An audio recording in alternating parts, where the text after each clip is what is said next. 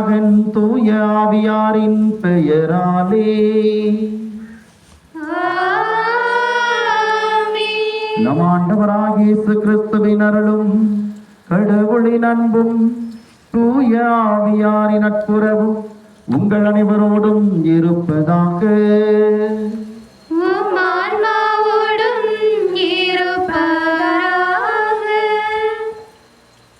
திருப்பலி முன்னுரை. அன்புமிக்க இறை மக்களே, இறை ஞானத்தை தேடி இல்லம் நாடி வந்துள்ள உங்கள் அனைவரையும் பொதுக்காலம் ஆண்டின் 23ஆம் ஞாயிறு திருவழிபாட்டில் மனமகிழ்வோடு அன்புடன் வரவேற்கிறோம். இன்றைய நற்செய்தி இயேசுவின் சீடராய் வாழ்வது என்பது சாதாரணமானதல்ல. அது ஒரு ஆழமான அர்ப்பணிப்பு என்பதை நமக்கு உணர்த்துகிறது. இந்த உலகில் உள்ள அனைத்து உறவுகளையும் உடைமைகளையும் விட இயேசுவை முதன்மைப்படுத்தவும் சிலுவையை சுமக்க இயேசு நம்மை அழைக்கிறார்.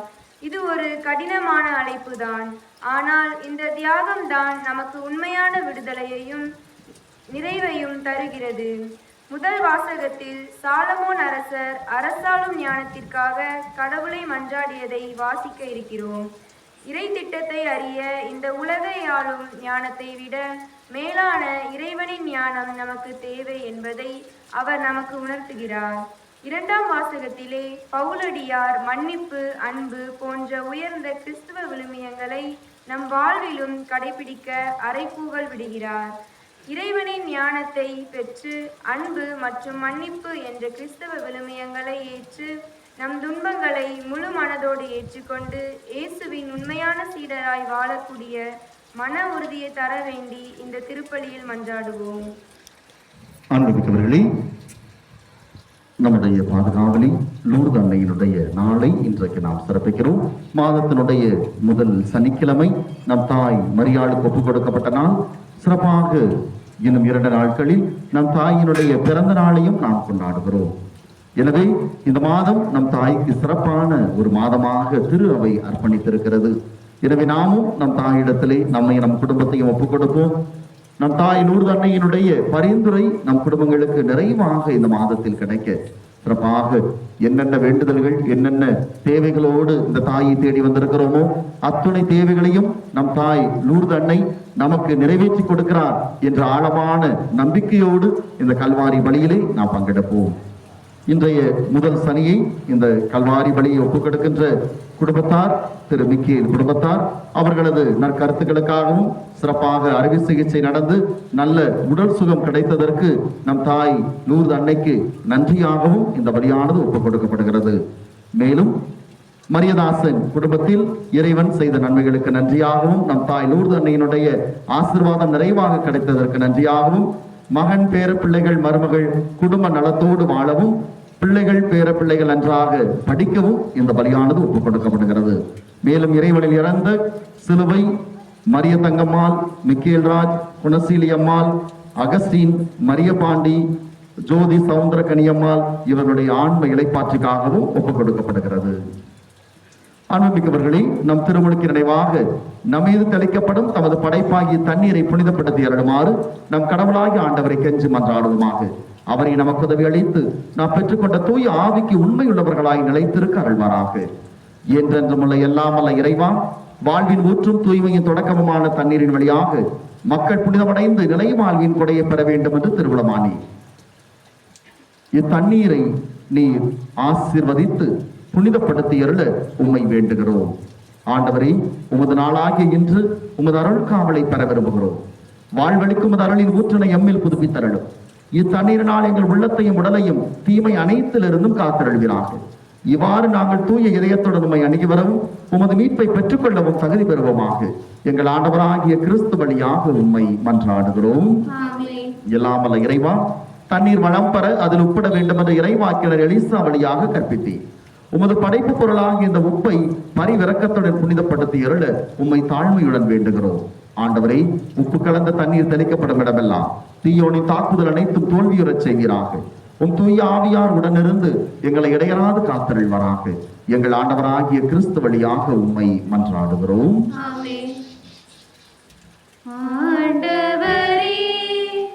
ஈசோ புள்ளினால் என் மேல் தெளிப்பி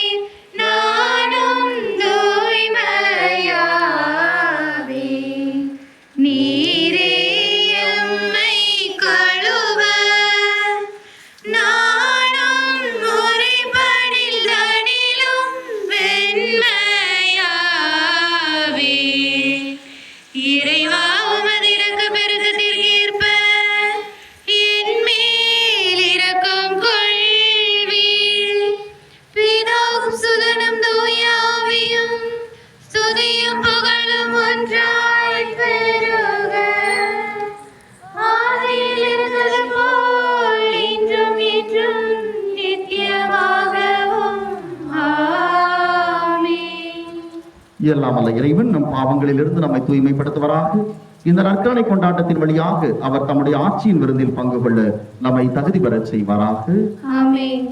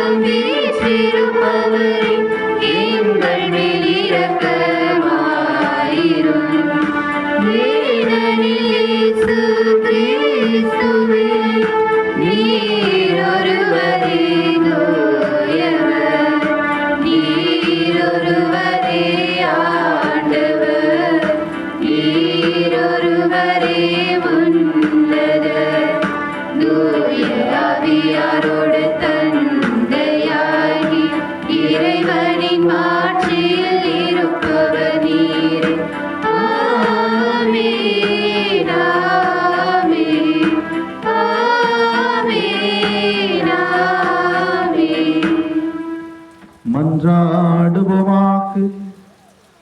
ஆண்டவரே, புனித கன்னிமரியா தம் திருமகனை பெற்றெடுத்து எங்கள் மீட்பின் தொடக்கமாக இருக்கச் செய்தீரே.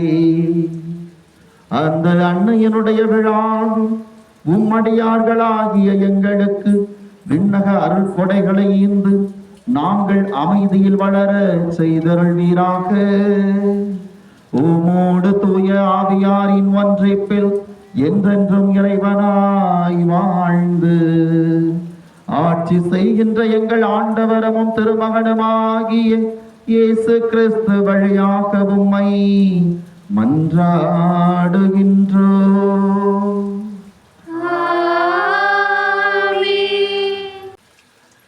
முதல் வாசகம். ஆண்டவரின் திருவுள்ளத்தை கண்டுபிடிப்பவர் யார்? சாலமோனின் ஞானம் நூலிலிருந்து வாசகம். அதிகாரம் 9, இறைவார்த்தைகள் 13 முதல் 18 முடிய. கடவுளின் திட்டத்தை அறிபவர் யார்? ஆண்டவரின் திருவுள்ளத்தை கண்டுபிடிப்பவர் யார்? நிலையற்ற மனிதரின் எண்ணங்கள் பயனற்றவை. நம்முடைய திட்டங்கள் தவறக்கூடியவை. அழிவுக்குரிய உடல் ஆன்மாவை கீழ் நோக்கி அழுத்துகிறது. இந்த மண் கூடாரம் கவலை தேய்ந்த மனதுக்கு சுமையாய் அமைக்கிறது. மண்ணுலகில் உள்ளவற்றையே நாம் உணர்வது அரிது. அருகில் இருப்பவற்றையே கடும் உழைப்பால் தான் கண்டுபிடிக்கின்றோம். இவ்வாறு இருக்க மண்ணுலகில் இருப்பவற்றை தேடி கண்டுபிடிப்பவர் அனுபாமலும் இருந்தால் தம் திட்டத்தை யாரால் அறிந்து கொள்ள இயலும்? இவ்வாறு மண்ணுலகில் வாழ்வோருடைய வழிகள் செம்மைப்படுத்தப்பட்டன. உமக்கு உகந்தவற்றை மனிதர் கற்றுக்கொண்டனர். ஞானத்தால் மீட்பு அடைந்தனர். இது ஆண்டவர் வழங்கும் அருள்வாக்கு. இறைவா உமக்கு நன்றி.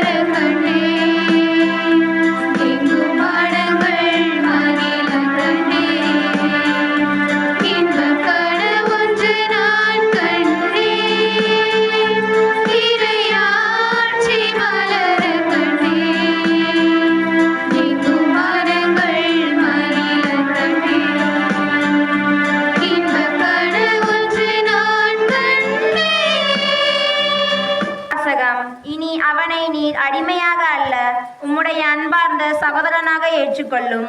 திருத்தூதர் பவுல் பிலமோனுக்கு எழுதிய திருமுகத்திலிருந்து வாசகம். அன்பிற்குரியவரே, கிறிஸ்து இயேசுவின் தூதுவனாக அவர் பொருட்டு கைதியாக இருக்கும் பவுலாகிய எனக்கு சிறையிலிருந்த போதே பிள்ளையான ஒனேசிமுக்காக உம்மிடம் வேண்டுகிறேன். அவனை உம்மிடம் திரும்ப அனுப்புகிறேன். அவனை அனுப்புவது என் இதயத்தையே அனுப்புவது போலாகும். நற்செய்தியின் பொருட்டு சிறையில் இருக்கும் எனக்கு உமது பெயரால் பணியாற்ற அவனை என்னிடமே நிறுத்தி கொள்ள விரும்பினேன். ஆனால் நீர் செய்யும் நன்மையை கட்டாயத்தினால் செய்யாமல் மனமாற செய்ய வேண்டும் என்று நினைத்து உம்முடைய உடன்பாடின்றி எதையும் செய்ய நான் விரும்பவில்லை. அவன் என்றும் உம்மோடு இருக்க உம்மை விட்டு சிறிது காலம் பிரிந்திருந்தான் போலும். இனி அவனை நீர் அடிமையாக அல்ல, அடிமையை விட மேலானவனாக, அதாவது உம்முடைய அன்பார்ந்த சகோதரனாக ஏற்றுக்கொள்ளும். அவன் என் தனிப்பட்ட அன்பிற்குரியவன். அப்படியானால் மனிதன் என்னும் முறையிலும் ஆண்டவரை சார்ந்தவன் என்னும் முறையிலும் அவன் எத்துணை மேலாக உன் அன்பிற்குரியவனாகிறான். எனவே நமக்குள்ள நட்புறவை கருதி என்னை ஏற்றுக்கொள்வது போல் அவனையும் ஏற்றுக்கொள்ளும். இது ஆண்டவர் வழங்கும் அருள்வாக்கு. இறைவா உமக்கு நன்றி.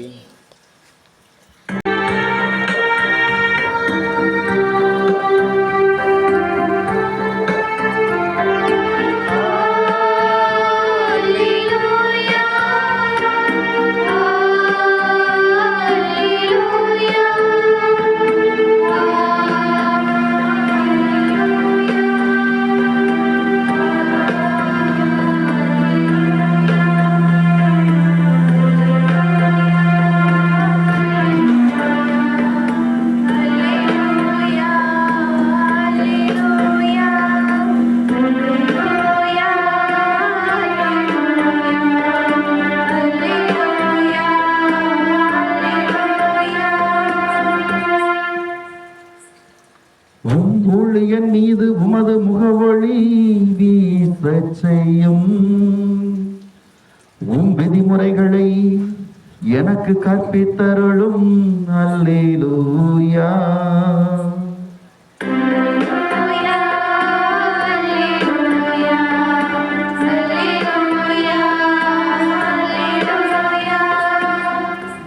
ஆண்டவர் உங்களோடு இருப்பாராக.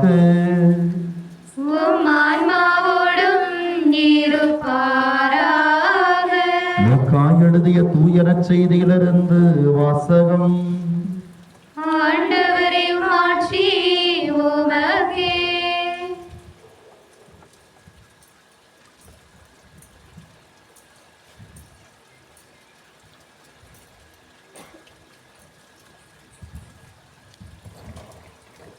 லூக்கா நற்செய்தி அதிகாரம் 14 இறை வார்த்தைகள் 25 முதல் 33 முடிய. அதிகாரம் 14 இறை வார்த்தைகள் 25 முதல் 33 முடிய. அக்காலத்தில் பெருந்திரளான மக்கள் இயேசுவோடு சென்று கொண்டிருந்தனர். அவர் திரும்பி பார்த்து அவர்களிடம் கூறியது, என்னிடம் வருபவர் தம் தந்தை, தாய், மனைவி, பிள்ளைகள், சகோதர சகோதரிகள் ஆகியோரையும் ஏன் தம் உயிரையுமே என்னை விட மேலாக கருதினால் அவர் என் சீடராய் இருக்க முடியாது. தம் சிலுவையை சுமக்காமல் என் பின் வருபவர் எனக்கு சீடராக இருக்க முடியாது. உங்களுள் யாராவது ஒருவர் கோபுரம் கட்ட விரும்பினால் முதலில் உட்கார்ந்து அதை கட்டி முடிக்க ஆகும் செலவை கணித்து அதற்கான பொருள் வசதி தம்மிடம் இருக்கிறதா என பார்க்க மாட்டாரா?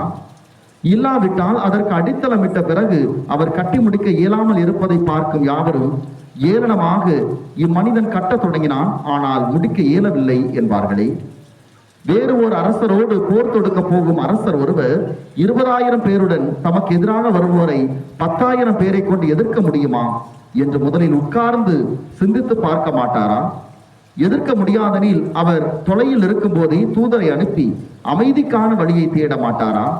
அப்படியே உங்களுள் தம் உடைமைகளை எல்லாம் விட்டுவிடாத எவரும் என் சீடராய் இருக்க முடியாது என்றார். ஆண்டவரின் அருள்வாக்கு. கிறிஸ்துவே உமக்கு புகழ். பாத்தீங்களா? சிறப்பு. நம்முடைய தாயினுடைய முதல் சனி நாளை நாம் சிறப்பித்துக் கொண்டிருக்கிறோம். சிறப்பாக இந்த மாதம் 2 வகையில் சிறப்பு பெற்ற மாதமாக இருக்கிறது. முதலிலே இந்த மாதம் என்ன மாதம்? விவிலிய மாதம். எத்தனை பேர் பைபிள் கொண்டு வந்திருக்கீங்க? விவிலிய கையில வர வர மாமியான கதையாக தான் போய்கிட்டு இருக்கு.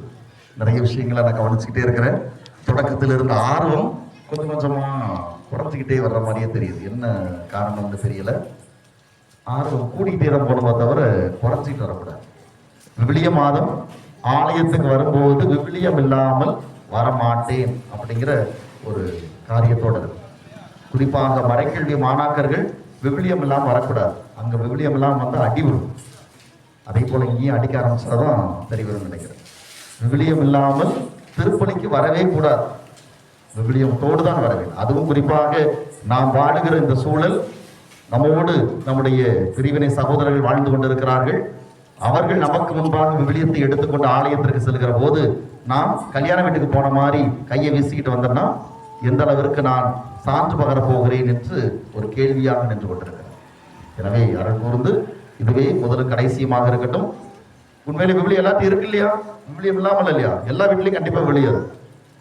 அதனால அடுத்த வாரத்திலிருந்து விவிலியம் இல்லாம யாரும் வராதீங்க. தயவு செய்து கையில் விவிலியத்தோடு வாருங்கள். இது விவிலிய மாதம். நான் ஏற்கனவே சொல்லியிருக்கிறேன், இந்த விவிலிய மாதத்திலே நமக்கு விவிலிய போட்டிகள் நடக்கிறது. தொடக்க நூலிலிருந்து நமக்கு விவிலிய போட்டி இந்த மாதத்தினுடைய கடைசி ஞாயிற்றுக்கிழமை அல்லது அதற்கு முந்தைய நாள் இருக்கும். எனவே அருள் கூர்ந்து அதற்குரிய தயாரிப்பை இப்பொழுதே தொடங்குங்கள். நான் ஏற்கனவே சொன்னது மாதிரி 3 அன்பியங்களாக நமக்கு விவிலிய போட்டி நடைபெறும். ஏற்கனவே நாம குறித்திருக்கிறோம். அதில் நீங்கள் ஒரு 5 பேர் அல்லது 6 பேர் இப்போதே ஒரு குழுவாக இணைந்து படிக்க ஆரம்பியுங்கள். விவிலியத்தை வாசிக்க ஆரம்பியுங்கள். தொடக்க நூலை வாசிக்க ஆரம்பியுங்கள்.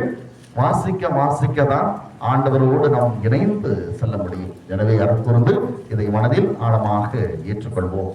அன்புக்குரியவர்களே, இன்றைய வழிபாடு, இன்றைய வாசகங்கள் நமக்கு ஆழமாக ஒரு கருத்தை முன்வைக்கிறது. இயேசுவினுடைய சீடத்துவம். ஒரு சீடத்துவ வாழ்க்கை என்பது என்ன? அந்த சீடத்துவ வாழ்க்கைக்கு நாம் தயாராக இருக்கிறோமா?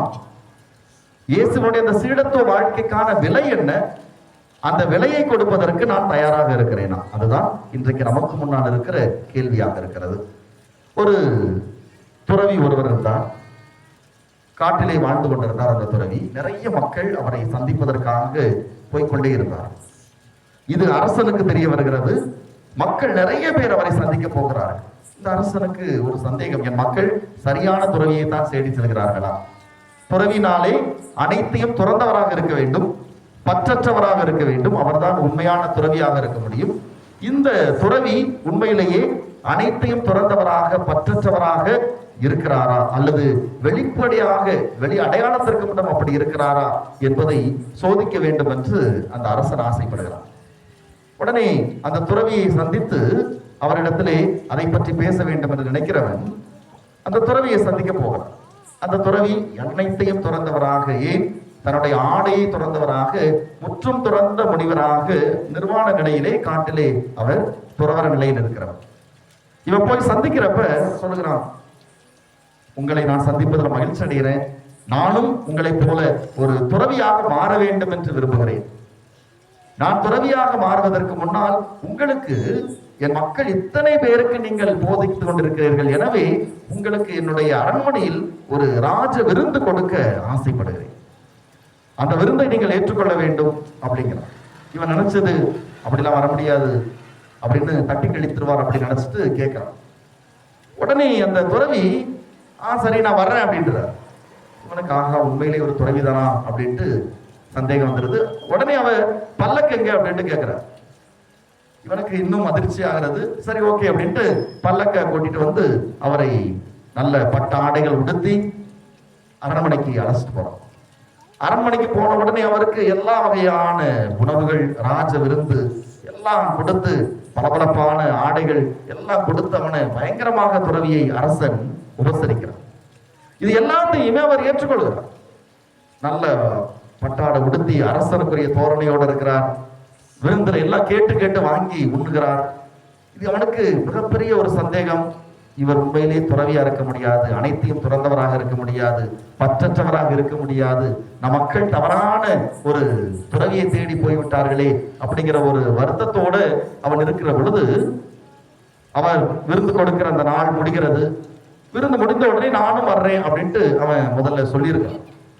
உடனே விருந்து முடிஞ்ச உடனே அவர் இதுவரை போட்டிருந்த அத்துணையும் கலற்றி வைத்து விட்டு மீண்டும் நிர்வாண நிலையில் அந்த அரண்மனையிலிருந்து கிளம்புறப்ப, வா கிளம்புவோம், என்னோடு நீ துறவரத்துக்கு வா அப்படிங்கிறான். அப்பதான் அவன் பதறி போயிடுறான். எனக்கு மக்கள் இருக்கிறாங்க, மனைவி இருக்குது, பிள்ளைகள் இருக்குது, நாடு இருக்குது, நான் எப்படி வர முடியும்? உண்மையிலேயே உங்களை நான் தவறா நினைச்சிட்டேன்.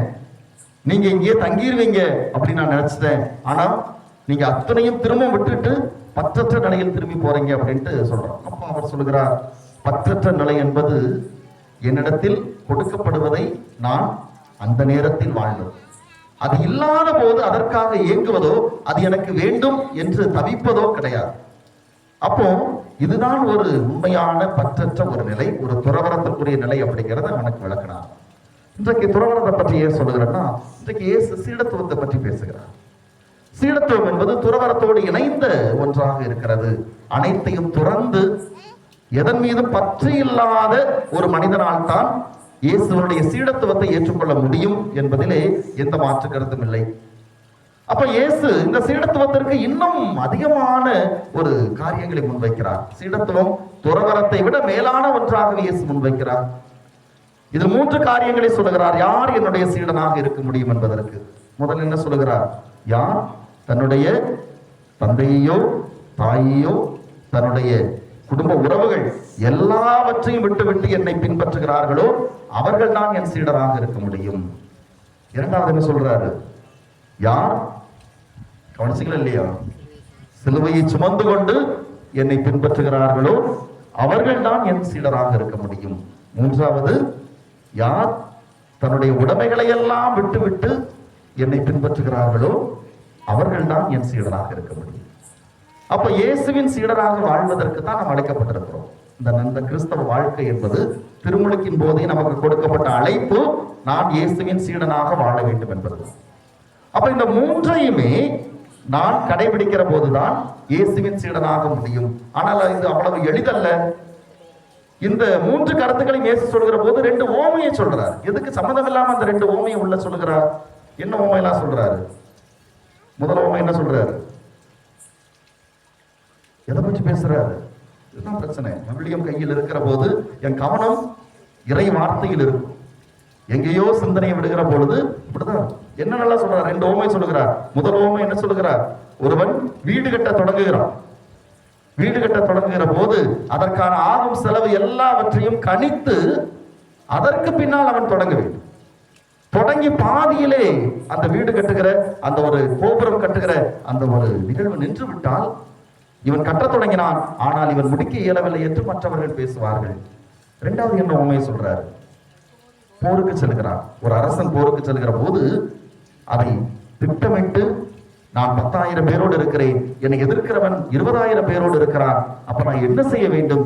திட்டமிட வேண்டும். போருக்கு போயிட்டு பாதியில வேண்டாம் போற நிப்பாட்டிக்கணும்னு சொல்ல முடியாது. வீடு கட்ட தொடங்கிட்டு பாதியில இதுக்கு மேல முடியாது அப்படி விட்டுருவோம்னு சொல்ல முடியாது. அப்ப எதற்கு இந்த 2 உண்மை இயேசு சொல்லுகிறார்? நான் சீடனாக ஒரு கிறிஸ்தவனாக வாழ்றதுக்கு முதல் காலை எடுத்து வச்சுட்டேன்னா நான் திரும்பி பார்க்க கூடாது. வருவதற்கு முன்னால் நான் பலமுறை யோசிக்கலாம். ஒரு கிறிஸ்தவனாக வாழ்வதற்கு முன்னால் பலமுறை நான் யோசிக்கலாம், வாழலாமா வேண்டாமா, இருக்கலாமா வேண்டாமா. ஆனால் நான் வருவதற்கு முன்னெடுத்து வைத்து விட்டேன் என்றால் முன்வைத்த காலை பின் வைக்க கூடாது. எனவேதான் நாம் ஒரு பாட்டு பாட இல்லையா? இயேசுவின் பின்னால் நானும் செல்வேன், திரும்பி பார்க்க மாட்டேன். ஆக அதுதான் சீடத்துவத்திற்கான முதல் தகுதி. இன்றைக்கு நான் உண்மையிலே கிறிஸ்தவனாக வாழ விரும்புகிறேன். அடையாள கிறிஸ்தவர்கள் அல்ல, உண்மையான கிறிஸ்தவ வாழ்க்கை. அது அத்துணை பிரச்சனைகள், துன்பங்கள், இடர்கள் அத்துணையும் தாண்டியதுதான் கிறிஸ்தவ வாழ்க்கை. இன்றைக்கு அதை வாழ்வதற்கு நான் தயாராக இருக்கிறேன். இன்றைக்கு நம்முடைய கத்தோலிக்க திரு அவை ஒருபோதும் மற்றவர்களை நாம் கிறிஸ்தவராக மாற்ற வேண்டும் என்று முனைவதே கிடையாது. நீங்க பார்த்திருப்பீங்க, நம்முடைய கத்தோலிக்க திருச்சபையை பொறுத்தவரை ஒவ்வொரு கிறிஸ்தவனும் அவன் தரத்தில் கிறிஸ்தவனாக இருக்க வேண்டுமான எண்ணிக்கையில் கிடையாது. எண்ணிக்கையை பற்றி நாம ஒருபோதும் யோசிக்கிறதே கிடையாது. அது பங்காக இருந்தாலும் சரி, கிடைப்பங்காக இருந்தாலும் சரி, மறைமாவட்டமாக இருந்தாலும் சரி, அதை பற்றி திரு அவை ஒருபோதும் யோசிக்கிறது கிடையாது. ஐயோ நிறைய பேர் வேணுமே, பேருக்காவது கிறிஸ்தவனாக இருந்துக்கட்டும். நோ, நாம் அதை பற்றி கவலைப்படுவது கிடையாது. இருக்கின்ற ஒவ்வொருவரும் உண்மையிலேயே கிறிஸ்தவனாக, கிறிஸ்துவை பின்பற்றக்கூடியவர்களாக அவர்களது வாழ்வு இருக்க வேண்டும். இல்லையா தாராளமாக நாம் இங்கிருந்து சென்று விடலாம். அதுதான் திரு அவை நமக்கு எப்போதுமே ஒரு திறந்த அழைப்பை கொடுத்துக் கொண்டே இருக்கிறது. நீ இருக்கிறாய் என்றால் கிறிஸ்துவை முழுமையாக பின்பற்ற வேண்டும். முன்வைத்த காலை பின்வைக்க கூடாது. இன்றைக்கு நாம் இந்த ஒரு மனநிலையோடு இன்றைக்கு கிறிஸ்தவர்களாக வாழ முன் வந்திருக்கிறோம். அதுதான் நமக்கு முன்னால் இருக்கிற கேள்வி. வெறுமனை வழிபாடுகளில் பங்கெடுப்பது மட்டும் கிறிஸ்தவ வாழ்வல்ல, அதை தாண்டி கிறிஸ்துக்கு சான்று பகரக்கூடிய ஒரு வாழ்க்கையாக இருக்க வேண்டும். அதுதான் இயேசு இந்த 3 காரியத்தை சொல்கிறார். அப்ப நான் குடும்பத்தை விட்டுட்டு வந்துடணுமா? உறவுகளை விட்டு வந்து விட வேண்டுமா? இயேசு அதை முன்னிறுத்தவில்லை.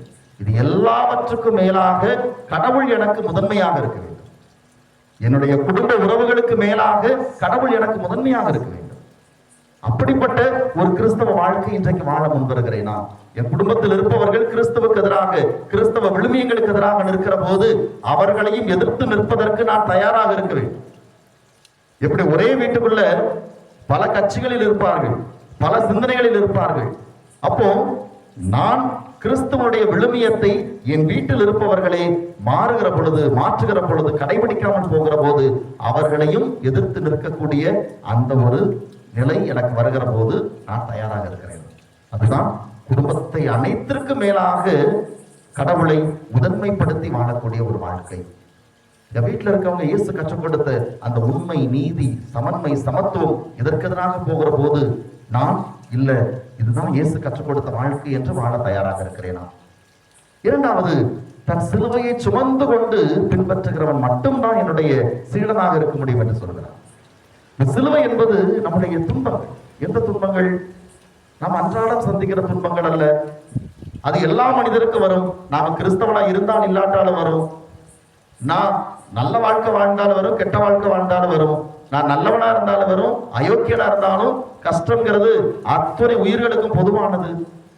அப்ப அந்த துன்பத்தை நான் தாங்கிக் கொண்டு இயேசுவை பின்பற்ற வேண்டும் என்று இயேசு சொல்லவில்லை. அது நாம விரும்புறோமோ இல்லையோ ஏத்துதான், அதை யாரும் தவிர்க்கவே முடியாது. அப்ப இயேசு எதை பற்றி சொல்லுகிறார்? விரும்பி நான் ஏற்றுக்கொள்கிற துன்பங்கள். ஒரு கிறிஸ்தவ வாழ்க்கை வாழுகிற போது அதனால் எனக்கு வருகிற துன்பங்கள். நான் ஒரு தொழில் செய்யறேன், என் பக்கத்தில் இருக்கவங்க எல்லாம் அத்துணை நேர்மையற்ற தனத்தில் இருக்கிற போது நான் நேர்மையாகத்தான் தொழில் செய்வேன். அதனால் எனக்கு இழப்பு வந்தால் கூட நான் நேர்மையாகத்தான் இருப்பேன். இருக்கிறோம் இல்லையா? அதுதான் சிலுவை. என்னை சுற்றி வாழ்பவர்கள் பல வகையில் வாழ்ந்தாலும் நான் உண்மையாகத்தான் இருப்பேன் என்று இருக்கிறோம் அல்லவா? அதனால் எனக்கு பிரச்சனைகள் வருகிறது என்றால் அதுதான் சிலுவை. என் கண் முன்னால் ஒரு தவறு நடக்கிற போது, ஒரு அநீதி நடக்கிற போது அதை சுட்டி காட்டுவதால் எனக்கு பிரச்சனை வரும் என்று தெரிந்தும் நான் அந்த தவறை நான் சுட்டி காட்டுகிறேன், நீதிக்காக நான் முன்னிற்கிறேன் என்றால் அதுதான் சிலுவை. இந்த சிலுவையை தூக்கி கொண்டு என்னை பின்பற்ற விரும்புகிறவன் மட்டும் என் சீடனாக வரட்டும் என்று இயேசு சுட்டி காட்டுகிறார். இன்றைக்கு நாம தயாரா இருக்கிறோம். ஒரு உதவி செய்வதிலே நமக்கு ஒரு சின்ன இழப்பு வந்தால் கூட, ஒரு பாதிப்பு வந்தால் கூட நாம் அதை செய்வதற்கு முன்வருவது கிடையாது. ஒரு உதவியை கூட அதனால் எனக்கு என்ன நன்மை நடக்கும் என்று நினைத்து செய்யக்கூடிய ஒரு மனநிலை தான் இன்றைக்கு அதிகமாகிக் கொண்டிருக்கிறது. ஒரு சின்ன விஷயம் செஞ்சா கூட அதை போட்டோ எடுத்து Facebookல போடணும், வாட்ஸ்அப்ல போடணும், இன்ஸ்டால போடணும், 4 பேர் இதை பார்க்கணும் அப்படிங்கிற ஒரு மனநிலையை நோக்கித்தான் போய்கிட்டு இருக்கிறதே தவிர, அந்த உதவி செய்வதால் எனக்கு பாதிப்பு இருந்தும் நான் செய்வேன் என்று செய்கிறேன் என்றால் அதுதான் இயேசு சொல்லுகிற அந்த சிலுவை. இன்றைக்கு நான் இப்படி சின்ன சின்ன காரியங்களிலாவது நான் கிறிஸ்தவ வாழ்க்கை வாழ்வதால் எனக்கு வருகிற இழப்புகளை, துன்பங்களை, பிரச்சனைகளை, சவால்களை நான் மனமும் வந்து ஏற்றுக்கொள்ள தயாராக இருக்கிறேன் என்றால் நான் சீடனாக வாழ தயாராக இருக்கிறேன். இல்லை எனக்கு எதுக்கு பிரச்சனை, எல்லாரையும் போல இருந்துட்டு போயிடுறேன். என் கூட தொழில் செய்யறவெல்லாம் இப்படி தொழில் செய்யறப்ப நான் மட்டும் எதுக்கு உண்மையா தொழில் செய்யணும்? இல்லை என் கூட வேலை பார்க்கிறவெல்லாம் ஓப்பி அடிச்சுட்டு போறப்ப நான் மட்டும் எதற்கு முழுமையாக கடமை உணர்வோடு இருக்கணும்னு நினைக்கணும்? இப்படி நான் எல்லாரோடும் ஒருவராக இருந்து விடுகிறேன் என்றால் அது கிறிஸ்தவ வாழ்வும் கிடையாது, சீடத்துவ வாழ்வும் கிடையாது. இன்றைக்கு நாம் அப்படிப்பட்ட வாழ்க்கை வாழ்கிறோமா? மூன்றாவது, தன் உடைமைகளை எல்லாம் விட்டு விடுகிறவன் தான் என் சீடனாக இருக்க முடியும் என்று சொல்கிறார். எனவேதான் இயேசு பல இடங்களில் சொல்லுவார், ஒருவன் செல்வத்துக்கும் கடவுளுக்கும் ஊழியம் செய்ய முடியாது, ஏதாவது ஒன்றுக்கு தான் செய்ய முடியும். அப்ப இன்றைக்கு நான் எதை முதன்மையாக நான் வைக்கிறேன்? கண்டிப்பாக எல்லாருக்கும் செல்வம் தேவை, அது இல்லாமல் வாழ முடியாது. ஆனால் அதற்கு மேலாக என்னால் கடவுளை முதன்மைப்படுத்த முடிகிறதா? இன்றைக்கு நிறைய புனிதர்கள் வாழ்க்கையை பார்க்கிறோம், எல்லாவற்றையும் விட்டு கடவுளை பின்பற்றி வந்தவர்கள் தான். இயேசு தனக்காக அழைத்த சீடர்களை பார்க்கிறோம், அங்கு மீன் பிடித்துக் கொண்டிருக்கிறார்கள். என்னை பின்பற்றி வா என்றவுடன் படகு வலை எல்லாத்தையும் தூக்கி போட்டுட்டு இயேசுவுக்கு பின்னால போறான். குடும்பத்தை எல்லாம் விட்டுட்டு போறான். அதையெல்லாம் செய்ததால் தான் இன்றைக்கு அவர்கள் சீடர்களாக நமக்கு சான்றுகளாக நின்று கொண்டிருக்கிறார்கள். இன்றைக்கு நம்மால் அப்படி ஒரு வாழ்க்கை வாழ முடிகிறதா? எனவே இந்த 3 பண்புகளையும் ஒரு கிறிஸ்தவ வாழ்வில் நாம் கொண்டிருக்க வேண்டும். என் குடும்பத்திற்கு மேலாக, உறவுகளுக்கு மேலாக கடவுளை முதன்மைப்படுத்திய ஒரு வாழ்க்கை, ஒரு கிறிஸ்தவ வாழ்வு வாழ்வதால் எனக்கு வருகிற இழப்புகளை, துன்பங்களை ஏற்றுக்கொள்ளக்கூடிய அந்த ஒரு வாழ்க்கை, எல்லாவற்றுக்கும் மேலாக பொருள், பணம் அனைத்திற்கு மேலாக கடவுளை முதன்மைப்படுத்துகிற ஒரு வாழ்க்கை. எனவேதான் இயேசுவை பின்பற்ற வருகிற ஒருத்தன் கேட்கிறான், நான் உம்மை பின்பற்ற வேண்டும் என்று இயேசு சொல்கிறார், உனக்கு ஒன்று மட்டும் குறையாக இருக்கிறது, உன்னிடம் இருப்பதையெல்லாம் விற்று ஏழைகளுக்கு கொடுத்து விட்டு என்னை பின்பற்றி வாங்குறார். வந்தானா வரலையா? வரல, திரும்பி போயிட்டான். என்ன அவன் ஏராளமான சொத்து இருந்தது என்று விவிலியம் சுட்டி காட்டுகிறது. அப்ப இன்றைக்கு இப்படிப்பட்ட வாழ்க்கை நமக்கு நிறைய பேர் வாழ்ந்து காட்டியிருக்கிறார். அதில் முக்கியமான ஒருவர், நேற்று நாம் திருவிழா கொண்டாடிய ஒரு அற்புதமான புனிதை. நேற்று யாருடைய திருவிழா? அன்னை தெரசாவுடைய திருவிழா. அன்னை தெரசாவுடைய வாழ்க்கையை பார்க்கிற பொழுது அற்புதமான ஒரு சீடத்துவ வாழ்க்கை வாழ்க்கை. இயேசுவுக்காக அத்துணையும் திறந்து விட்டு வந்தார். தன்னுடைய நாட்டிலிருந்து, அல்பேனிய நாட்டிலிருந்து எல்லாவற்றையும் விட்டுவிட்டு நற்செய்தி பணிக்காக, இயேசுவுக்கு பணி செய்வதற்காக இந்தியாவுக்கு வருகிறார். இங்கு வந்த இடத்தில் அவருக்கு அத்துணை சிலுவைகள். ஒரு கிறிஸ்தவ வாழ்க்கை வாழ்ந்தார். எல்லாவற்றையும் தாங்கிக் கொண்டுதான் அவர் வாழ்ந்தார். இயேசுவுக்காக அத்துணையும் இழந்தார். உடைமைகள் எல்லாவற்றையும் இழந்தார். அவர் தன்னுடைய மடத்தை ஆரம்பிக்கிற போது அவர் கையில் இருந்தது 5 ரூபாய். 5 ரூபாயோட அந்த மடத்திற்கு, அந்த ஏழைகளுக்கான பணியை செய்ய வெளியே வரார். அவர் இறக்கிற போது 125 நாடுகளில் அவருடைய அந்த மடம், அந்த பணியானது விரிவுபடுத்தப்பட்டிருந்தது. ஆனால் அவர் இறக்கிற போது அவர்கிட்ட இருந்தது 3 சேலைகள். அவங்களுடைய அறைக்கு போவதற்குரிய வாய்ப்பு எனக்கு கிடைத்தது. கடந்த ஆண்டு கொல்கத்தா போயிருந்தவர் 10க்கு 10 கூட கிடையாது. அந்த அம்மா வாழ்ந்த அந்த ரூம் அதை விட சின்னது. ஒரு கட்டில், கடைசி உயிர் மூச்சு போகிற வரைக்கும் அந்த அறையில தான் வாழ்ந்தார். பல நாடுகள்ல அவங்கதான் தலைமை சகோதரி. 125 நாடுகள்ல அவங்களுடைய சபை இருக்கிறது. ஒரு சின்ன கட்டில், பக்கத்துல ஒரு மேசை, ஒரு சேர், ஒரு ஃபேன், அவ்வளவுதான் அந்த ரூம்ல. வேற எதுவும் கிடையாது. சின்ன அறை, 10க்கு 10 கூட கிடையாது அந்த அறை. அதுதான் அவர்கள் கடைசி வரை வாழ்ந்தார். இயேசுவுக்காக அத்தனையும் துறந்து ஒரு கிறிஸ்தவ சீடத்தியாக வாழ்ந்து நமக்கு சான்று பகர்ந்திருக்கிறார். இன்றைக்கு நேற்றைய நாளில் அவருடைய திருவிழாவை திரு அவை பெரும் மகிழ்ச்சியோடு கொண்டாடியது. நமக்கு இத்தனை புனிதர்கள் எல்லாம் கொடுக்கப்பட்டிருக்கிறார். நம் தாய் மரியாள் கொடுக்கப்பட்டிருக்கிறார். அத்துணை பேரும் இயேசுவனுடைய சீடர்களாக வாழ்ந்தவர்கள். மரியாள் தான் இயேசுவனுடைய முதல் சீடர். இது எல்லாவற்றையும் வாழ்ந்து முதல் சீடத்தியாக நிற்பது அன்னை மரியாள் தான். எனவே அவரை பின்பற்றி நாமும் இயேசுவனுடைய சீடத்துவ வாழ்க்கை வாழ முயற்சி எடுப்போம். ஒரு நல்ல கிறிஸ்தவ வாழ்க்கை வாழ முயற்சி எடுப்போம். ஒரு விவிலியம் தூக்கிட்டு வர்றது கூட எனக்கு கஷ்டமா இருக்குன்னா கிறிஸ்தவ வாழ்வுக்கு அது சான்றே கிடையாது. தூக்கிட்டு வர்றப்ப யார் ஏதாவது சொல்லுவாங்க, எனக்கு கொஞ்சம் வெக்கமா இருக்கடி நினைக்கிறேன்னா அது கிறிஸ்தவ வாழ்வுக்கான ஒரு சான்றே கிடையாது. சின்ன சின்ன காரியங்களாவது நாம் கிறிஸ்தவுக்கு சான்று பகரக்கூடியவர்களாக நம்முடைய வாழ்வை அமைத்துக் கொள்வோம். இறைவன் நம்மை ஆசீர்வதிப்பார். அனைவரும் எழுந்து நின்று நம்முடைய நம்பிக்கை அறிக்கையிடுவோம்.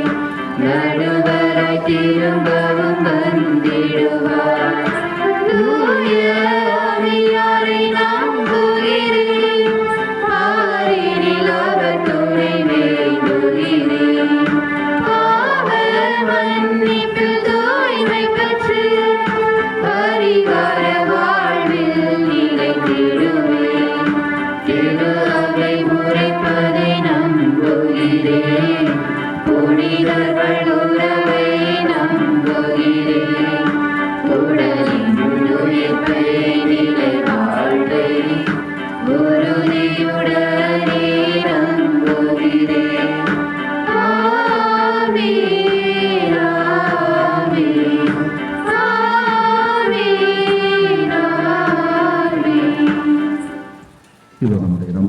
பெற்றிருக்கிறோம். நம்முடைய நம்பிக்கையிலே நாம் ஆழமாக வேரூன்றி கிறிஸ்துவின் சீடர்களாக நம்முடைய வாழ்வு அமைய தேவையான அருள் வரங்களை விண்ணக தந்தையை நோக்கி நாம் அன்றாடுவோம். அன்பின் இறைவா, எங்கள் திருத்தந்தை, ஆயர்கள், குருக்கள், கன்னியாரிகள் அனைவருக்கும் உண்மை மன்றாடுகிறோம். அவர்களுக்கு தேவையான ஞானத்தையும் மன உறுதியையும் தந்தருள வேண்டும் என்று இறைவா உம்மை மன்றாடுகிறோம். ஆண்டவரே, எங்கள் மன்றாட்டை கேட்டருளும். சமூக நலனிற்காக மன்றாடுகிறோம். சாதி, மதம், இனம், செல்வம் போன்ற பாகுபாடுகளை கடந்து பிறப்புக்கும் எல்லா உயிருக்கும் உயிர் நெறியின்படி ஒவ்வொரு மனிதரையும் அன்பால் நிறைந்துள்ள சகோதரர்களாகவும் சகோதரிகளாகவும் ஏற்றுக்கொள்ள பரந்த மனதை எங்களுக்கு தந்தருள வேண்டும் என்று இறைவா உம்மை மன்றாடுகிறோம். ஆண்டவரே, எங்கள் மன்றாட்டை கேட்டருளும். சமூக இணக்கத்திற்காக சாதி, மதம், இனம், செல்வம் போன்ற பாகுபாடுகளை கடந்து பிறப்புக்கும் எல்லா உயிருக்கும் என்கிற உயர் நெறியின்படி ஒவ்வொரு மனிதரையும் அன்பால் நிறைந்துள்ள சகோதர சகோதரிகளையும் எங்களுக்கு தந்தருள வேண்டும் என்று இறைவா உம்மை மன்றாடுகின்றோம். ஆண்டவரே, எங்கள் மன்றாட்டை கேட்டருளும்.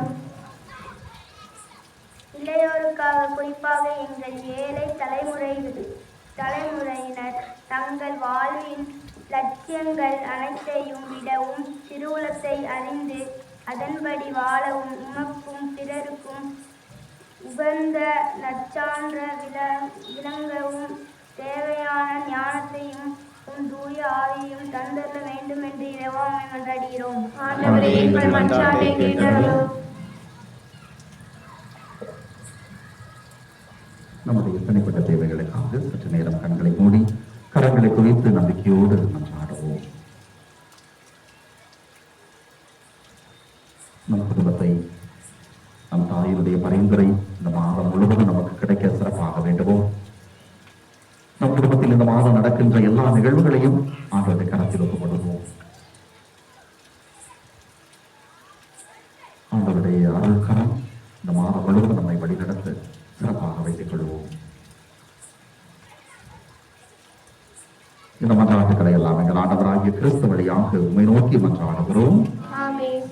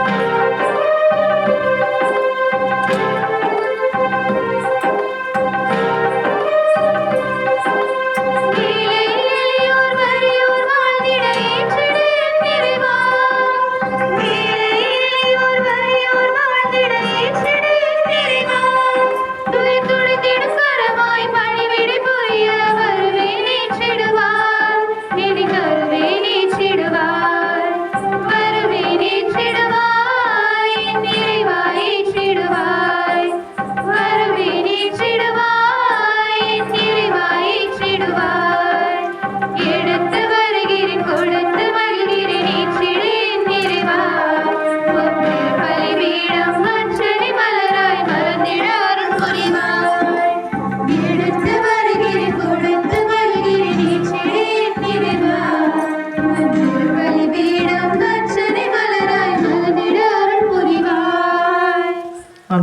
நாம் அனைவரும் இணைந்து ஒப்புக் கொடுக்கும் பலி எல்லாம் வல்ல தந்தையாகிய இறைவனுக்கு ஏற்றதாகும்படி மன்றாடுங்கள். ஆண்டவர் தமது திருப்பெயரின் புகழ்ச்சிக்காகவும் ஆட்சிக்காகவும் நமது நன்மைக்காகவும் புனித திராவிய நலன்களுக்காகவும் உமது கையில் திருப்பலியை ஏற்றுக்கொள்வாராக. ஆண்டவரே, புனித கன்னி மரியாவினுடைய விழாவை மகிழ்ச்சியுடன் கொண்டாடும் நாங்கள் எங்கள் காணிக்கைகளை உமக்கு அளித்து உம்மை வேண்டுகின்றோம். அந்த கன்னியிடமிருந்து மனிதராக பிறக்க திருவுளம் கொண்டு உம் திருமகன் எங்களுக்கு உதவுவாராக. என்றென்றும் வாழ்ந்து ஆட்சி செய்கின்றவர் வழியாக உம்மை மன்றாடுகின்றோம்.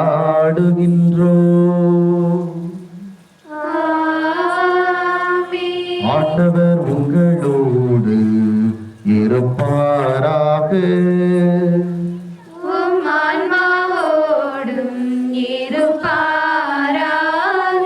இதயங்களை மேலே எழுப்புங்கள்.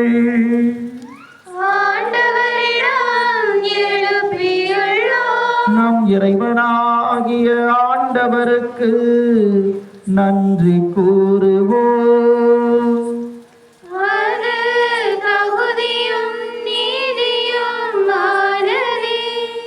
ஆண்டவரே, தூயவரான தந்தையே, என்றும் உள்ள எல்லாம் வல்ல இறைவா, எங்கள் ஆண்டவராகிய கிறிஸ்து வழியாக எந்நாளும் எவ்விடத்திலும் நாங்கள் உமக்கு நன்றி செலுத்துவது மெய்யாகவே தகுதியும் நீதியுமாகும். எங்கள் கடமையும் மீட்புக்குரிய செயலுமாகும். ஏனெனில் உலகெங்கும் அதன் இறுதி எல்லை வரை நீர் அரும்பெரும் செயல்கள் பல புரிந்துள்ளீ. சிறப்பாகவும் அடியார் அன்னை மரியாளின் தாழ்நிலையை கண்ணுற்று அவர் வழியாகவே மனித மீட்பின் காரணராம் உம் திருமகன் எங்கள் ஆண்டவர் இயேசு கிறிஸ்துவை எங்களுக்கு அளித்ததா. உமது இரக்க பெருக்கை எல்லா காலங்களிலும் நீடிக்க செய்து வருகின்றீ. அவர் வழியாகவே உமது மாண்பை வானதூதர்களின் அணிகள் வழிபடுகின்றன. உம் திருமுன் எக்காலத்தும் மகிழ்கின்றன. அவர்களோடு எங்கள் குரலையும் சேர்த்துக் கொள்ளுமாறு நாங்கள் உம்மை தாழ்மையுடன் இறைஞ்சி புகழ்ந்து பாடுவதாவது.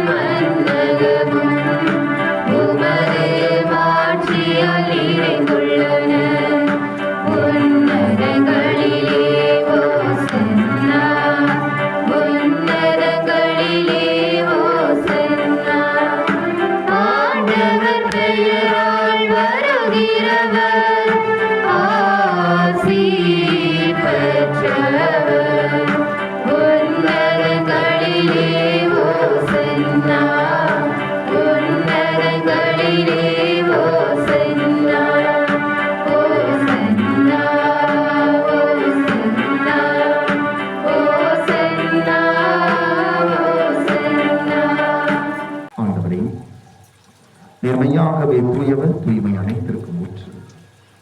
ஆகவே உடைய தூய ஆவியை பொழிந்து இக்காணிக்கைகளை தூய்மைப்படுத்த உண்மை வேண்டுகிறோம். இவ்வாறு எங்கள் ஆண்டவர் இயேசு கிறிஸ்துவின் உடலும் இரத்தமுமாக எங்களுக்கு இவை மாறுவனவாக. அவர் பாடுபட உலம் கடிந்து தம்மை கையளித்த போது அப்பத்தை எடுத்து நன்றி செலுத்தி அதை விட்டு தம் சீடருக்கு அளித்து அவர் கூறியதாவது: அனைவரும் இதிலிருந்து பெற்று உண்ணுங்கள், ஏனெனில் இது உங்களுக்காக கையளிக்கப்படும் என் உடல்.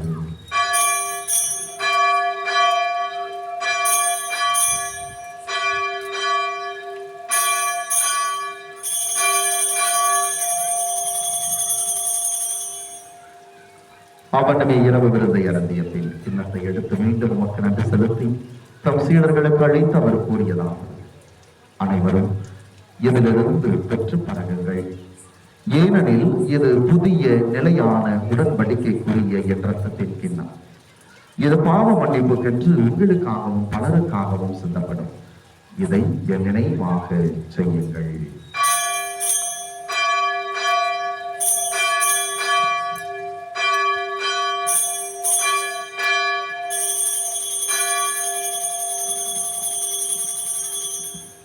நம்பிக்கையின் மறை பொருள். நீர் வருவளவும் உமது இறப்பினை அறிக்கையிடுகின்றோம், உமது உயிர்ப்பினையும் எடுத்துரைக்கின்றோம். ஆகவே ஆண்டவரே, நாங்கள் கிறிஸ்துவின் இறப்பினையும் உயிர்ப்பினையும் நினைவு கூர்ந்து வாழ்வு தரும் அப்பத்தையும் மீட்பளிக்கும் கிண்ணத்தையும் உமக்கு ஒப்புக் கொடுக்கிறோம். உம் திருமுன்னின்று உமக்கு ஊழியம் புரிய தகுந்தவர்கள் என எங்களை ஏற்றுக்கொண்டீர். எனவே உமக்கு நன்றி செலுத்துகிறோம். மேலும் கிறிஸ்துவின் உடலிலும் இரத்தத்திலும் பங்கு கொள்ளும் எங்களை தூய ஆவியார் ஒன்று சேர்க்க வேண்டும் என உம்மை தாழ்மையுடன் மன்றாடுகிறோம். ஆண்டவரே, உலகெங்கு பரவி இருக்கும் அது திரு அவையை நினைவு கூர்ந்தருளும். எங்கள் திருத்தந்தை லியோ, எங்கள் ஆய ஸ்டீபன், எல்லா திருநிலையினர் ஆகிய அனைவரோடும் சிறப்பாக இன்றைய பலியை ஒப்புக் கொடுக்கின்ற மிக்கேல் குடும்பத்தாரையும், மேலும் இன்றைய நாளிலே நன்றிப்படியாக செலுத்துகின்ற மரியதாசன் குடும்பத்தாரையும், மேலும் இங்கிருக்கின்ற உன் பிள்ளைகள் அனைவரையும் நிறைவாக ஆசீர்வதித்து உன் திருமுன் ஏற்றுக்கொள்ளும். எங்கள் அனைவரையும் உமது திரு அவையின் அன்பில் நிறைவு பெறச் செய்திடலும்.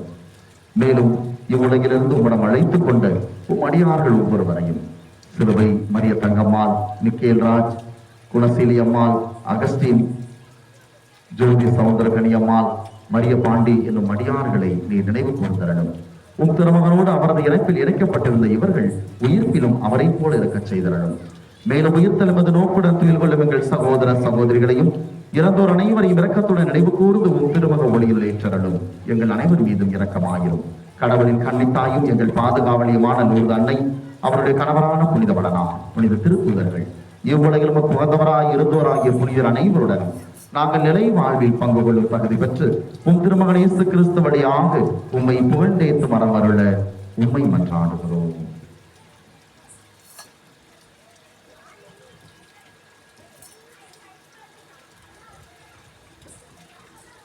இவர் வழியாக இவரோடு இவரில் எல்லாம் வல்ல இறைவனாகிய தந்தையே, தூய ஆவியாரின் ஒன்றிப்பில் எல்லா புகழும் மாட்சியும் என்றென்றும் உமக்கு உரியதே.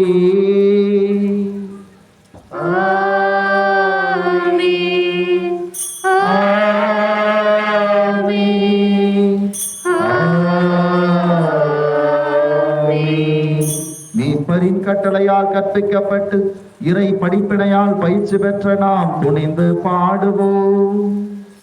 விண்ணுலகில் இருக்கிற எங்கள் தந்தையே, உமது பெயர் தூயது போற்ற பெறுக, உமது ஆட்சி வருக, உமது திருவுளம் விண்ணுலகில் நிறைவேறுவது போல மண்ணுலகிலும் நிறைவேறுக. எங்கள் அன்றாட உணவை இன்று எங்களுக்கு தாரும். எங்களுக்கு எதிராக குற்றம் செய்வோரை நாங்கள் மன்னிப்பது போல எங்கள் குற்றங்களை மன்னியும். எங்களை சோதனைக்கு உட்படுத்தாதேயும், தீமையிலிருந்து எங்களை விடுவித்தருளும். ஆண்டவரே, தீமை அனைத்திலிருந்து எங்களை விடுவித்து எங்கள் வாழ்நாளில் அமைதியை கனிவுடன் அருள உம்மை மன்றாடுகிறோம். உமது இரக்கத்தின் உதவியால் நாங்கள் பாவத்திலிருந்து எப்போது விடுதலை பெற்று யாதொரு கலக்கமும் இன்றி நலமாயிருப்போமாக. நாங்கள் இது நோக்கி இருக்கும் பேரின்பத்திற்காகவும் மீட்பராகிய இயேசு கிறிஸ்துவின் வருகைக்காகவும் காத்திருக்கின்றோம். ஏனெனில் ஆட்சியும் வல்லமையும் மாட்சியும் என்றென்றும் உமதே.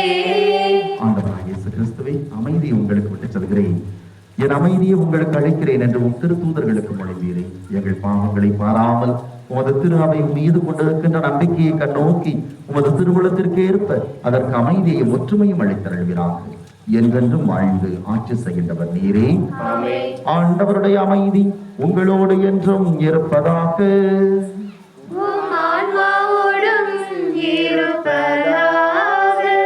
ஒருவருக்கொருவர் ஆண்டவர் இயேசு நமக்கு தருகின்ற அமைதியை பகிர்ந்து கொள்வோம்.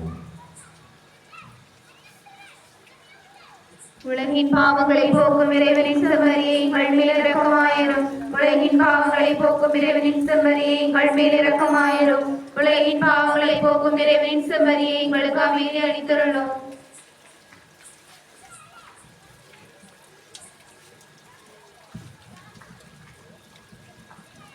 இதோ இறைவனின் செம்மறி, உலகின் பாவங்களை போக்குகிறவர். நம்மை தேடி வந்து நம்மோடு தங்குகிறார். தம் சீடராக வாழ நம்மை அழைக்கின்றார். செம்மறியின் விருந்திற்கு அழைக்கப்பட்ட நாம் பேறு பெற்றோர். ஆண்டவரே, நீர் என்னிடத்தில் இருந்து நான் தகுதியற்றவன், ஆனால் ஒரு வார்த்தை மட்டும் சொல்லியருளும், எனது ஆன்மா நலமடையும்.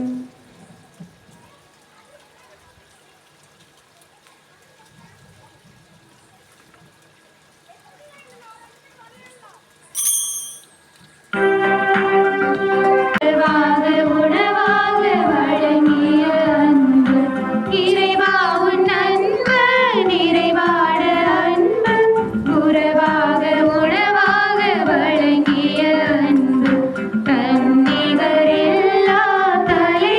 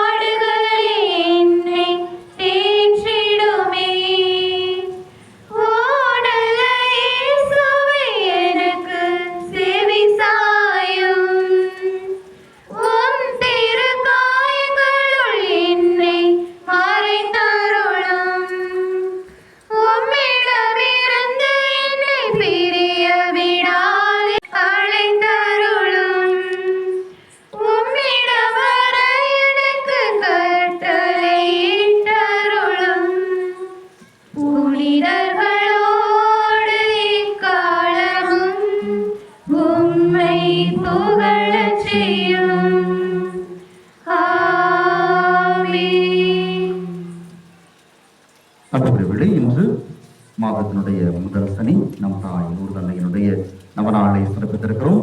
இன்றைய நவநாள் திருப்பலி மற்றும் இன்றைய திருப்பலி முடிந்தவுடன் நமக்கான இரவு உணவை நமக்கு திருமதி சுசிலா மேரி நினைவாக வழங்குகின்ற மிக்கேல் குடும்பத்தாருக்கு நம்முடைய நன்றிகளையும் பாராட்டுகளையும் நாம் கரவொலி எழுப்பி நாம் தெரிவித்துக் கொள்வோம். மேலும் இன்றைய வழிபாட்டை சிறப்பித்து மறைக்கல்வி மன்றத்தை சார்ந்த ஒவ்வொரு மறைக்கல்வி பிள்ளைகளுக்கும் நம்முடைய நன்றிகளை பாராட்டுகளையும் தெரிவித்துக் கொள்வோம். வருகின்ற வாரம் வழிபாட்டை சிறப்பிக்கக்கூடியவர்கள் பாடகர் குழுவினர் வருகின்ற வாரம் வழிபாட்டை சிறப்பிப்பார்கள். அன்புக்குரியவர்களே, நம்முடைய ஊரிலே கணக்கெடுப்பு எடுக்கப்பட்டுக் கொண்டிருக்கிறது. உங்கள் வீடுகள் எல்லாம் வந்திருப்பார்கள் என்று நினைக்கிறேன். இந்த வாரத்திற்குள் நாம் அதை முடிக்க வேண்டும். எனவே இன்னும் எந்தெந்த வீடுகளுக்கு இந்த கணக்கெடுப்பிற்கு இன்னும் நம்முடைய இளைஞர் இளமன்கள் வரவில்லையோ அவர்கள் கூர்ந்து உடனடியாக தெரிவித்து இந்த கணக்கெடுப்பை நிறைவு செய்ய ஒத்துழைப்பு கொடுக்குமாறு உங்களை அன்போடு கேட்டுக்கொள்கின்றேன். ஏற்கனவே மறைவுரை நேரத்தில் சொன்னது போல விவிலிய போட்டிகள் இருக்கிறது. 2 வகையான விவிலிய போட்டிகள். ஒன்று எல்லாருக்குமானது. உங்களுக்கு கேள்வித்தாள் கொடுக்கப்படும் 100 கேள்விகள் தொடக்க நூலிலிருந்து. அந்த கேள்விகளுக்கு நீங்கள் பதில் எழுதி என்னிடம் திருப்பி கொடுக்க வேண்டும். இந்த மாதத்தினுடைய நடுப்பகுதியில் 15ஆம் தேதிக்கு மேல் அந்த கேள்வித்தாள்கள் உங்களுக்கு கொடுக்கப்படும். 1 வாரம் அல்லது 2 வாரம் இந்த மாதத்தினுடைய கடைசிக்குள் நீங்கள் அந்த கேள்வித்தாள்களுக்கான பதில்களை எழுதி கொடுக்க வேண்டும். ஒரு குடும்பத்திற்கு 1 கேள்வித்தாள் கண்டிப்பாக நீங்கள் பெற்றுக்கொள்ள வேண்டும். சரியா? எனக்கு வேண்டாம் உனக்கு வேண்டாம் கிடையாது. கண்டிப்பாக ஒரு குடும்பத்திற்கு 1 கேள்வித்தாளாவது நீங்கள் பெற்றுக்கொண்டு அதற்கான பதிலை எழுதி கொடுக்க வேண்டும். ஒரு குடும்பத்திற்கு 1 கேள்வித்தாள். ஒரே வீட்டில் 4-5 பேர் தனித்தனியாக வாங்க வேண்டியதில்லை. குடும்பமாக இணைந்து நீங்கள் பதில் தேடலாம். எனவே ஒரு குடும்பத்திற்கு 1 கேள்வித்தாள் நீங்கள் கண்டிப்பாக பெற்றுக்கொண்டு அதற்கான பதில் தேட வேண்டும். இறைவார்த்தையை வாசிக்க வைக்கிறது எனக்கு வேற வழி தெரியல. அதனால கண்டிப்பாக அத்தனை பேருமே கேள்வித்தாளை பெற வேண்டும். அதே போல் விவிலிய போட்டி, அதற்கு ஆர்வம் உள்ளவர்கள் வாய்ப்புள்ளவர்கள் அந்தந்த அந்தியங்களில் குழுக்களாக இணைந்து 5 பேர் அல்லது 6 பேர் இணைந்து நீங்கள் பங்கேற்கவும் உங்களை அன்போடு கேட்டுக்கொள்கின்றேன். அன்புக்குரியவர்களே, நம்முடைய அன்னையினுடைய இந்த நவநாளுக்கு நம்முடைய ஆலய வளாகம் ஒவ்வொரு மாதமும் தூய்மை செய்யப்படுகிறது. நம்முடைய திருக்குடும்ப சபையினர் அதனை சிறப்பாக செய்து கொண்டிருக்கிறார்கள். அவர்களுக்கு நம்முடைய நன்றிகளையும் பாராட்டுகளையும் தெரிவித்துக் கொள்வோம். தொடர்ந்து எல்லாரும் குறிக்கப்பட்டவர்கள் அனைவரும் வந்து இந்த ஆலய தூய்மையில் நாம் பங்கெடுப்போம். இது எல்லாருக்குமான ஆலயம். இந்த தாய் எல்லாருக்குமான தாய். மன வருத்தங்கள் இருக்கலாம், பிரச்சனைகள் வரலாம், வேற வேற கோபங்கள் இருக்கலாம். எது இருந்தாலும் சரி, அது எல்லாம் தனிப்பட்ட அந்த ஒரு நபர் அல்லது தனிப்பட்ட விஷயமா தான் இருக்கணுமே தவிர, கோயில் காரியன்னு வருகிற பொழுது, அன்னை மரியாள் என்று வருகிற பொழுது, நம்முடைய தாய் லூர்து அன்னை என்று வருகிற போது, திரு அவை என்று வருகிற பொழுது, இது எல்லாத்தையும் தூக்கி தூர வச்சுட்டு முன்ன வர்றது. என் ஈகோ ஒரு நாள் கடவுளுக்கு முன்னால வந்து நின்றுகிட்டு இருக்க கூடாது. ஈகோக்கு அர்த்தம் என்ன தெரியும் இல்லையா? Edging God out. கடவுளை என்னை விட்டு விலக்கி வைப்பதுதான் ஈகோ. அப்போ கடவுள் காரியத்தில் கூட எனக்கு இருக்கிற வருத்தங்களுக்காக, எனக்கு இருக்கிற பிரச்சனைகளுக்காக நான் ஆலய பணிகளில் வரமாட்டேன், திரு அவை பணிகளில் நான் ஈடுபட மாட்டேன், திரு அவையினுடைய அங்கத்தினராக உறுப்பினராக சபைகளிலே நான் பங்கேற்க மாட்டேன் என்று யாராவது இருக்கிறீர்கள் என்றால் அது சரியான போக்கு அல்ல. அது திரு அவைக்குரிய போக்கும் அல்ல. ஒருவேளை யாராவது அப்படி இருக்கிறீர்கள் என்றால் அருள் கூர்ந்து உங்களை கெஞ்சி கேட்டுக்கொள்கிறேன். திரு அவையினுடைய இந்த பங்கினுடைய பொறுப்பாளி என்ற முறையில், பங்கு தந்தை என்ற முறையில் உங்களை கேட்டுக்கொள்கிறேன். அனைவரும் இணைந்து பங்கெடுப்போம். 150 வருஷம் பழமையான கோயில் இந்த ஆண்டு 150வது ஆண்டு கொண்டாட போகிறோம். விசுவாசம் மேல போகணுமே தவிர கீழே போகக்கூடாது. 150 ஆண்டு கால விசுவாசம் என்பதை நான் பறைசாற்றுகிறேன் என்றால் என்னுடைய வாழ்க்கையும் அந்த 150 ஆண்டு கால கிறிஸ்தவ விசுவாசத்தோடு இணைந்து போக வேண்டும். எனவே வெறுமனே நான் கோயிலுக்கு வந்தா மட்டும் போதும் நினைக்காம, திரு அவையினுடைய அத்துணை பங்கேற்பு அமைப்புகளிலும் இன்னும் நிறைய பங்கேற்பு அமைப்புகள் உருவாக்க வேண்டியது. குடும்ப அட்டை நாளை என் கையில் கிடைத்துவிடும். இந்த வாரத்தில் எல்லாருக்கும் குடும்ப அட்டை நான் கொடுத்து விடுவேன். இன்னும் நம்முடைய ஊரிலே மரியாயின் சேனை, மாதா கோயிலை வச்சுக்கிட்டு மரியாயின் சேனை இல்லைன்னா நல்லா இருக்காது. மரியாயின் சேனை நம்முடைய ஊரில் உருவாக்கப்படும். நம்முடைய குழந்தைகளுக்கான பாலர் சபை நம்முடைய ஊரில் உருவாக்கப்படும். அதே போல் நம்முடைய மாணாக்கர்களுக்கான இளம் கத்தோலிக்க மாணாக்கர் இயக்கம் நம்முடைய ஊரில் உருவாக்கப்படும். இது எல்லாமே பங்கேற்பு திருவையாக இணைந்து நான் பங்கேற்று திருவையினுடைய வளர்ச்சியில் என்னுடைய ஆன்மீக காரியங்களிலே நான் முழுமையாக பங்கெடுக்கிறேன் என்பதற்கான அடையாளம். வெறுமனே கோயிலுக்கு போறதுங்கிறது எந்த ஊர்லயும் எந்த கோயிலுக்கு நம்ம போய்க்கலாம். திருப்பலிக்கு போறதோ வழிபாடில் பங்கெடுப்பதோ, நான் இந்த பங்கினுடைய உறுப்பினர் என்றால் அதற்குரிய அத்துணை காரியங்களிலும் முழுமையாக ஈடுபட வேண்டும். எனவே அருள் கூர்ந்து நான் திருப்ப இதை சொல்லும் அளவுக்கு நீங்கள் யாரும் வைக்க மாட்டீர்கள் என்று நம்புகிறேன். 150 ஆண்டு காலம் இந்த தாயினுடைய விசுவாசத்தில் வளர்ந்திருக்கிறோம். இந்த தாய்க்கு தான் நான் ஊழியம் செய்கிறேன், திரு அவைக்கு தான் நான் அத்துணை காரியங்களும் செய்கிறேன். வேறு யாருக்காகவும் அல்ல, பங்கு தந்தைக்காகவோ நிர்வாகத்தினருக்காகவோ அல்லது இங்க இருக்கிற உபதேசியாருக்காகவோ யாருக்காகவும் நான் எந்த பங்கேற்பு அமைப்பிலும் பங்கேற்கவில்லை அல்லது நான் பணி செய்யவில்லை. நான் திரு அவைக்காக, கடவுளுக்காக, லூர்து அன்னைக்காக நான் பணி செய்கிறேன். இந்த மனநிலையோடு நாம் பங்கெடுக்க ஆரம்பிப்போம். கடவுள் நம்மை நிறைவாக ஆசீர்வதிப்பார். அன்புக்குரியவர்களே, இந்த முதல் சனி வழிபாடுகள் சிறப்பாக நடைபெறுகிறது. ஒரு சில தேவைகள் இதுவரைக்கும் நான் நம்ம ஊர்ல கேட்டதே இல்லை, முதல் முறையாக கேட்கிறேன் என்று நினைக்கிறேன். நம்முடைய பங்கு ஆலயம் உண்மையிலேயே எந்த தேவை என்ன கேட்டாலும் சரி உடனடியாக யாராவது ஒருவர் பொறுப்படுத்து அதை அங்கு செய்து கொண்டிருக்கிறார். மகிழ்ச்சியாக இருக்கிறது. நம்ம ஊரில் அதே ஒரு அற்புதமான நிலைமை இருக்கும் என்று நம்புகிறேன். இங்க இந்த ஸ்பீக்கரை பார்க்கும்போது பார்க்கறதுக்கே பாவமா இருக்கு. முதல் சனி வழிபாடுகள் கொஞ்சம் நம்முடைய இந்த ஒளி அமைப்புகள் நமக்கு நல்லா இருக்கும். அதுதான் நம்முடைய முதல் சனி வழிபாடுகளை திருப்பலியில் முழுமையாக பங்கெடுப்பதற்கு நன்றாக இருக்கும். எனவே ஒரு நல்ல ஒரு ஸ்பீக்கர் நமக்கு தேவைப்படுகிறது. வாய்ப்புள்ள யாராவது ஒருவர் அருள் கூர்ந்து இதற்கான பொறுப்பை எடுத்து செய்ய உங்களை அன்போடு கேட்டுக்கொள்கிறேன். ஒன்று. இரண்டாவது, இன்றைக்கு பார்க்கிறேன் நிறைய பேர் அமர்வதற்கு சேர் இல்லாம பின்னாடி உட்கார்ந்துருக்காங்க. எனக்கு அது பார்க்கறதுக்கு அங்க வச்சு நான் அதை பார்த்தா ஸ்கூல்ல கிடக்கிறத எடுத்து வந்து போட சொன்னேன். அங்க பின்னாடி கட்டச்சோடு உட்கார்ந்து இருக்கிறது திருப்பலியில் பங்கெடுப்பதற்கான ஒரு மனநிலையை கண்டிப்பாக தர. இங்க இருந்து எனக்கு பார்க்கிறப்பவே எனக்கு என்ன சொல்றது, அது சரியாக ஒரு வித்தியாசமாக தெரிகிறது. அதனால இன்னும் ஒரு 20 சேராவது நம்முடைய ஆலயத்திற்கு தேவைப்படுகிறது.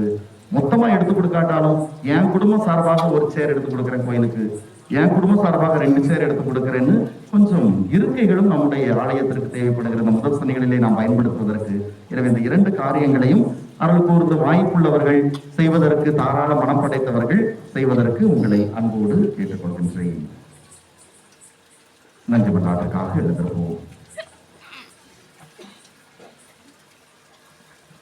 நன்றி கூறி மன்றாடுவோம். ஆண்டவரே, திருகுணமால் ஊட்டம் பெற்றுள்ள உமது திரு அவை அக்களிப்பதாக அனைத்துலகின் எது நோக்காகவும் மீட்பின் விடியலாகவும் விளங்கிய புனித கன்னி மரியாவினுடைய விழாவில் அத்திரு அவை மகிழ்வதாக. எங்கள் ஆண்டவராகிய கிறிஸ்து வழியாக உம்மை மன்றாடுகின்றோம்.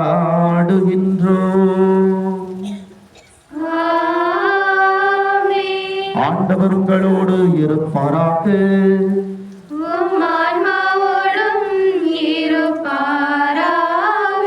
எல்லாம் வல்ல இறைவன் தந்தை, மகன், தூய ஆவியார் உங்களை ஆசீர்வதிப்பாராக. மூன்று அன்னையின் ஆசீரையும் பரிந்துரையும் பெற்றவர்களாக சென்று வாருங்கள். கடவுள் நம்மோடு